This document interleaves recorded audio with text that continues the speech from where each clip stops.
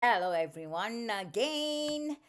Okay, I just want to talk about this moral policing on dressing. Okay, as we all know, we have this more and more lately from government agencies, and the latest one is the police.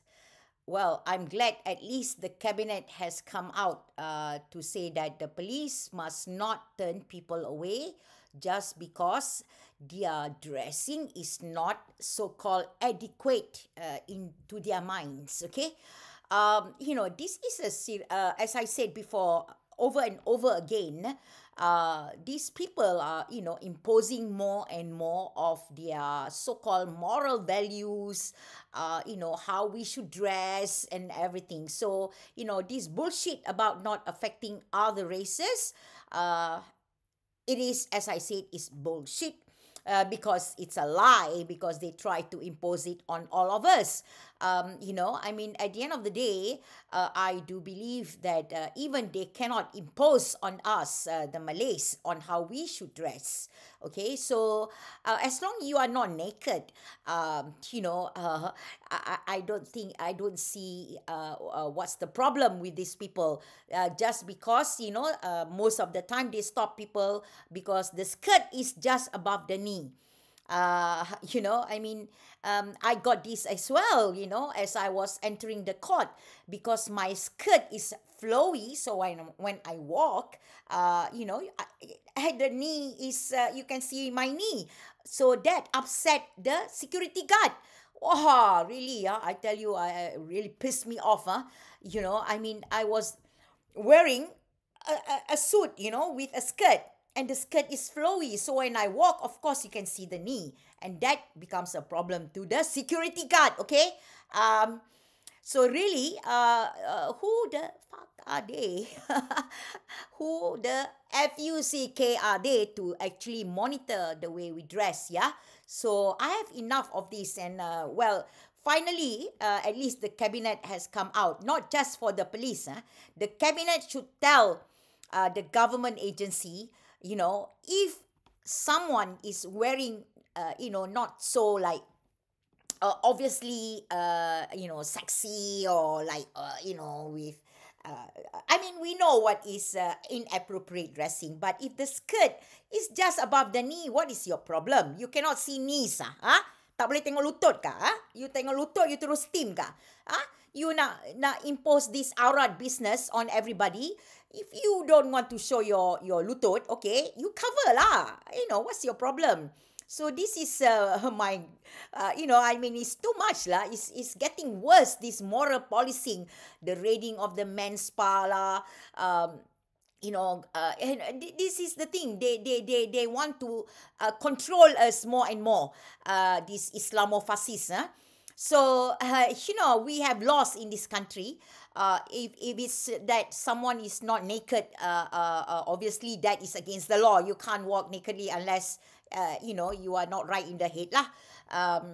So really, the government, I'm glad that lately DAP, have found their voices, yeah, which is good. We are not trying to say that, is to, they should. Yes. This is why we wanted DAP. We voted for DAP to have the voice for people like me, for the non-Malays, and so finally we are hearing your voice, which is good. Okay, but uh, the government should know what are their duties, to be honest. Yeah, you are not to moral police us. This is not your duty to moral police us. Okay, whether we go to a men's only club or women's only club, and things like that, how we dress, what we eat, and what we think, I don't think the government should get involved. Yeah. But more and more now, they're trying to impose on us. Okay, fine, you want to do it because you believe in it, due to your religious belief. You go ahead. You go ahead. No one is stopping you. But I don't think these policies should apply to everyone in Malaysia, because, by virtue of being a Muslim, we are under this law. compulsorily. Okay, we have no choice.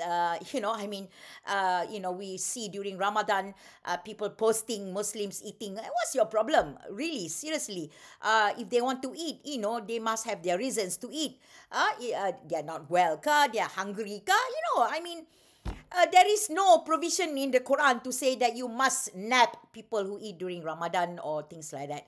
I really think that the third force, or I hope there is a third force that actually will say, we are going to stop this nonsense about moral policing. We are going to stop this nonsense about invading into people's private life. So that is about time that somebody stand up against people who try to impose their belief onto us, whether is from Islamic perspective, or whether it's from Christianity perspective, or from any religion. I don't believe that anyone can impose their moral values on us. Okay, the problem I have with this is because these moral values, or moral charges they put against us, they are not going to nap the elite Malays when it comes to so-called Islamic so-called laws. You will not find elite Malays, meaning the rich Malays, Malays with title, Malays with position, being charged in the Sharia court. You don't see that, okay? You only see the poor Malays that are going through the Sharia court. That's being, like a meal. You just go to a Sharia court half a day, and you will not see this so-called, and you think these elite Malays, don't commit sins? Think again, all right? We know they do, okay? But this is the thing. The elite Malays will not say anything, will not go against this so-called moral policing on what we do in our private lives, because they know they are not going to be affected. Because so this is why they keep quiet. They don't care.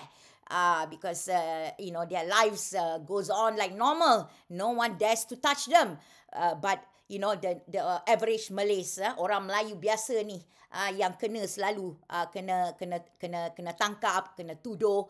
Itu yang masalah saya ada. Pasal kalau katalah betul-betul dia nak menjalankan apa yang mereka buat ini. But of course, I tak setuju these religious bodies interfering into our private lives, ya.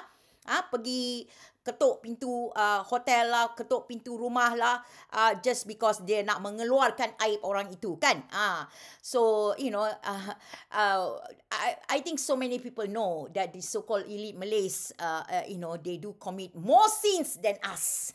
But we don't care, right? I mean, that's your business. But why do you want to punish the common Malays, the normal average Malays that have no power, that have no voice? Itulah kita orang Melayu. Kita kena ingatlah, kita yang orang-orang biasa Melayu ni, yang duduk dekat tempat yang tak ada duit, yang tak ada kuasa, yang tak ada harta, mereka akan dapat kenakan kita. Inilah mereka gunakan kuasa untuk kontrol, ya. Kalau kamu tak tahu, kamu sekarang ni internet available, kamu tengoklah di negara-negara so-called yang memanggil diri mereka sebagai negara Islam. Macam mana negara itu dikendalikan oleh kerajaan mereka. Okay? Nothing good. Tidak ada yang bagus keluar daripada negara tersebut. Mereka begitu mundur dari segi ekonomi. Begitu mundur dari segala-galanya. Kalau jangan cakaplah tentang hak kita sebagai manusia, ya. Memang tidak ada langsung. Jadi itulah orang-orang Melayu yang terfikir bahawa mereka hendak kononnya negara ini menjadi negara Islam. You kena belajar dulu apa itu sebenarnya untuk menjadi seorang negara Islam, ataupun belajar apa sebenarnya untuk menjadi seorang Muslim, ya. Jangan dengar kau punya ustaz cakap tu, kau punya kononnya guru-guru cakap tu. Sepatutnya Kenapa yang orang Melayu tak bising bila di sekolah tafiz, sekolah agama kena budak-budak kena sodok, budak-budak kena rogol, budak-budak kena tu, tak bersuara pula. Tapi itulah bila tang kontrol orang lain tu, bukan main lagi. Ni saya terbaca lah komen-komen yang dibuat di mana seorang lelaki Hindu telah mati di dalam kawalan polis kan, dan dia telah menang di mahkamah. Keluarlah cerita Adib pula. Dia orang kata Adib ni dibunuh oleh, that is not true. Tak salah saya dulu, kerajaan dululah, masa tu Madani belum keluar lagi ya. Mereka, saya betul-betul haraplah kerajaan kita mengeluarkan kenyataan bagaimana Adib meninggal sebenarnya. Adib meninggal kerana dia disyaki dilanggar sendiri oleh bomber tu punya lori sendiri kan. Sebab kecederaan dia adalah konsisten dengan dilanggar di dada dia. Tapi orang masih kata orang-orang Hindu yang memukul dia sampai mati. Jadi kan sebab orang Hindu, jadi kan benda ni jadi resis tau. Jadi satu isu perkauman. Padahal ini bukan isu perkauman. Lelaki itu mati di dalam penjara yang mana polis berkuasa, yang mereka yang kontrol kan. Jadi kenapa? Jadi mahkamah telah mendapati bahawa dia mati akibat kecuaian polis atau polis sendiri yang mendera beliau sehingga mati. So sesiapa pun Melayu ke India pun, kalau kamu bawa kes di mahkamah, kamu akan dapat benda yang sama. Ini yang kita mahu, supaya mahkamah bertindak adil ya. Tetapi komen-komen orang Melayu dekat bawah tu, dahsyat betul. Kata nak buat duit jadi penjenayah. Hello, keluarga si mati tidak mahu si mati tu mati, faham tak?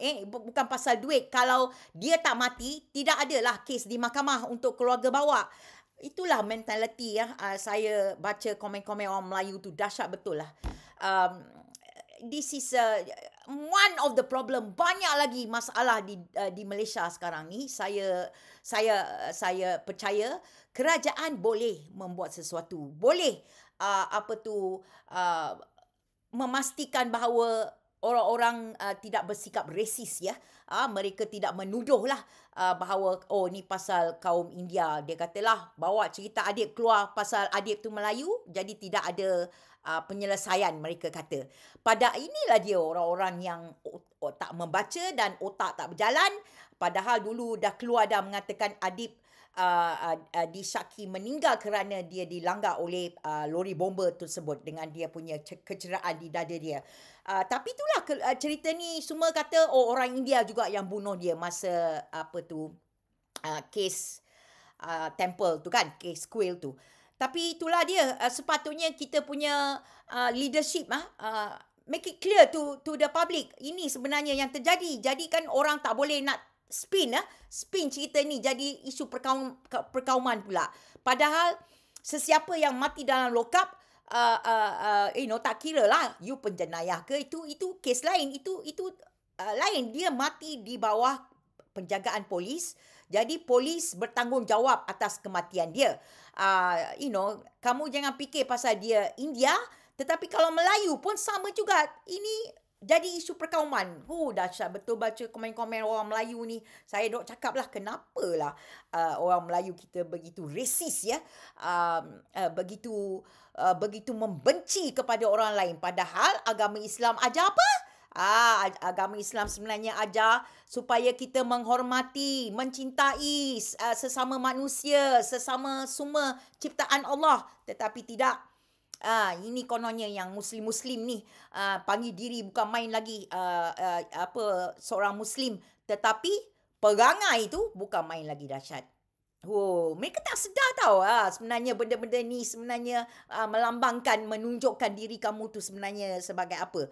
Itu yang saya heran lah, mentality.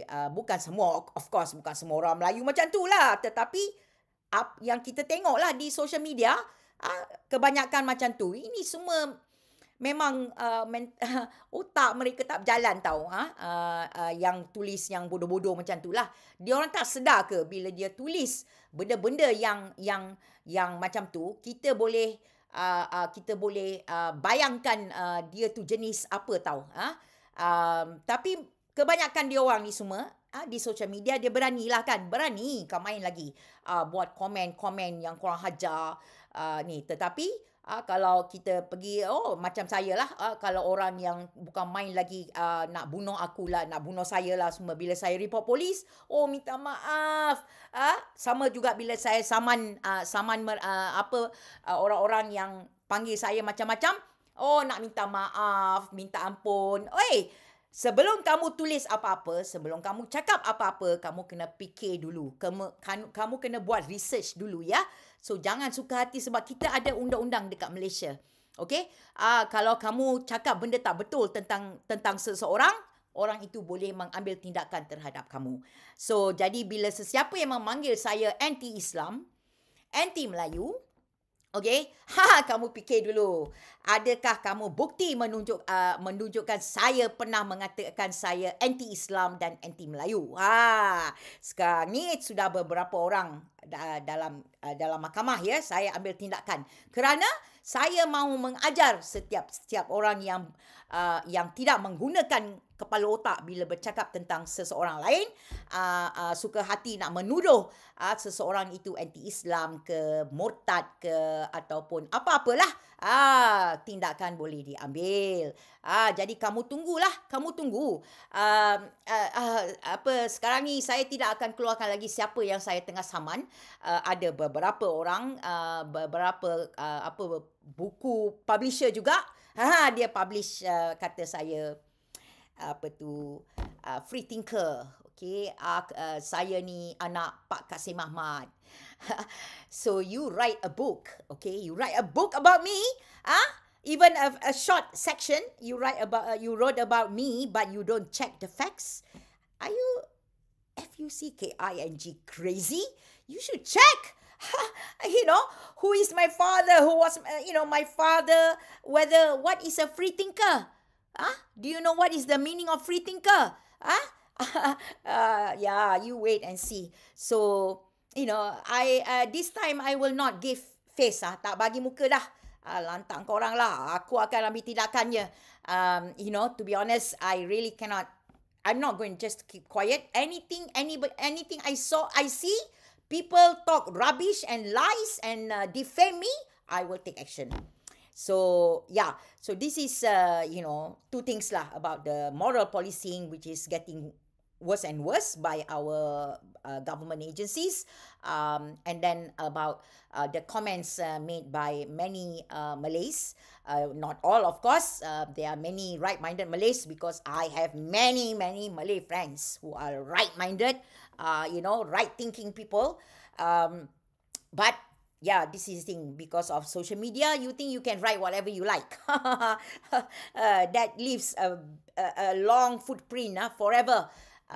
Even though I Google, I boleh dapat all the information daripada 10-20 years ago when internet start. So be careful, berhati-hati bila kamu hendak membuat komen di social media. Jangan ingat kamu seseorang dekat sini, no one will know. No. The technology now is super technology. They can find wherever you are, okay? So yeah, so just this is my rant today lah, okay? Because I have enough of this moral policing on clothing, on personal things.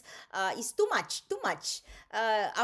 These people ingat apa? Who are they sebenarnya, kan? Kalau aku memang aku ambil tindakan lah. You want to stop me just because you don't like the way I dress, a bit too short for you? No, there is no law in Malaysia except if you berbogel, okay? Berbogel or, walking around, then there is a law about that. But just a skirt, above the knee, you want to control people. Wow, seriously, yeah. All right. Thank you so much. Bye.